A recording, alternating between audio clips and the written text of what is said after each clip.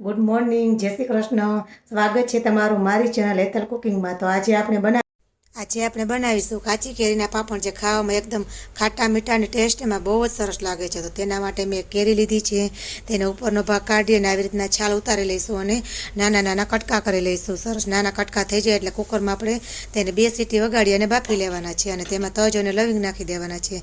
સરસ બફાઈ જાય એટલે આવી રીતના છૂંદો કરી અને ચાળણીમાં ચાળી લેવાના એટલે કચરો નીકળી જાય. ત્યારબાદ 1 ચમચો ખાંડ નાખીશું અને થોડો ફૂડ કલર ઉમેરીશું એટલે એકદમ સરસ ગ્રીન કલર લાગે, અને થોડા ચીલી ફ્લેક્સ નાખીશું. ત્યારબાદ આવી રીતના ડીશમાં પાથરી અને 1 દિવસ માટે આપણે સૂકવી દઈશું. ત્યારબાદ તમે જોઈ શકો છો એકદમ સરસ પાપડ નીકળી જાય છે. આવી રીતના પાપડ કાઢી અને કટરથી આપણે તેને આવી રીતના કટ કરી લેવાના છે. તો જો તમને આ વિડીયો ગમ્યો હોય તો લાઇક, શેર અને સબસ્ક્રાઈબ કરવાનું પાછા ભૂલતા નહીં. ત્યારબાદ આપણે તેને આવી રીતના રોલ કરી લઈશું. બધા જ આવી રીતના રોલ કરી લેવાના છે. તમે રોલ ન કરો તો પણ ચાલે, એમને રાખો તો પણ ચાલે. જોવામાં જેટલા સરસ લાગે છે એટલા જ ખાવામાં ટેસ્ટી અને સરસ છે.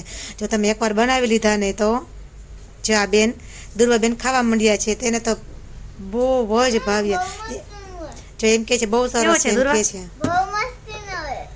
अगर आपको ये वीडियो अच्छा लगा तो वीडियो को लाइक और चैनल को सब्सक्राइब करो और कमेंट करना बिल्कुल मत भूलना।